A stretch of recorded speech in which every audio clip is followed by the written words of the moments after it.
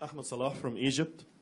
It's, of course, a great honor to be here in the presence of Mr. President and Madam Secretary. I believe that we owe you a lot because you helped us start our movement back in 2004, 2005. But also there is something that I have to say. It was very hard for us when you let us down at that time. Most of us went to jail. I went to jail and I got almost killed inside. And I really believed I will never come out alive, and I was prepared for my death. And we were hoping that there would be some change, that things would improve, and we've been waiting for this. And this didn't happen until the end of the term of President Bush. And I really, all this time, had this question, why? And I really want just to hear an answer now.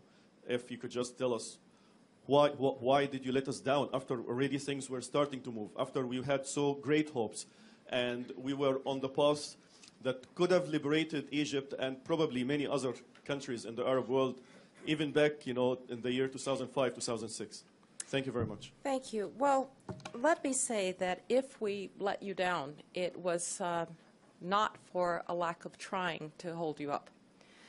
The United States is not able always immediately to push events in the direction that we would want them to go.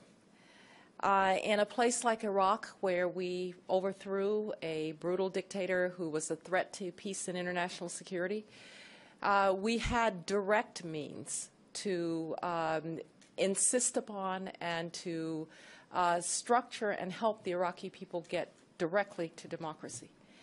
In places where there are still regimes in power, as in Egypt, where we dealt with the Mubarak regime on matters like trying to create a democratic Palestinian state, or trying to keep Hamas at bay, or trying to deal with the Iranian nuclear program, we didn't have those direct means.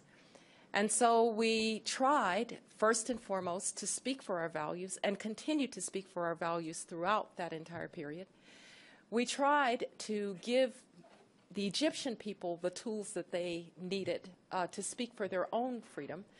I was talking earlier to my good friend Lauren Craner, who's a warrior in this area, and one of the things that we did, for instance, was to give 50% of all American assistance for democracy promotion to groups that were not registered by the Egyptian government. That was right in the face, frankly, of the Egyptian government. And I don't want to embarrass my former boss, President Bush, but there's a reason that Hosni Mubarak never came back to the United States after 2004.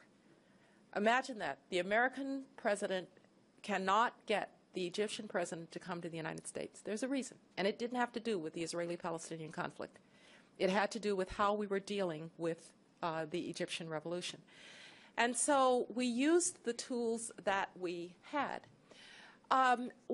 Just to give you one example of how much this is a double-edged sword, though, one of the things that we did was we took the free trade agreement with Egypt off the table in response to the crackdown on democratic forces in Egypt. It was one of the few tools we had, and it was probably the right thing to do. But did we disempower some of the forces that might have been forces for change through economic change by doing that? And so whenever you use these tools, there's a downside to using the leverage that you have, in that you can sometimes empower the wrong forces. And I think I questioned myself every day, and I know President Bush did, about, and I see Elliot there, Elliot Abrams, who was a part of this, are we doing enough? Is there more we can do? And frankly, in 2006, we were trying to sustain Lebanon. We were trying to sustain more democratic forces in Palestine. We were trying to sustain more democratic forces in places like Egypt and we were trying to give the Iraqis a chance. And so if in doing all of that we didn't succeed completely, I hope that we at least laid the foundation for people like you, who are the brave and patient patriots, to build on, so that today we are indeed seeing the realization of some of those goals.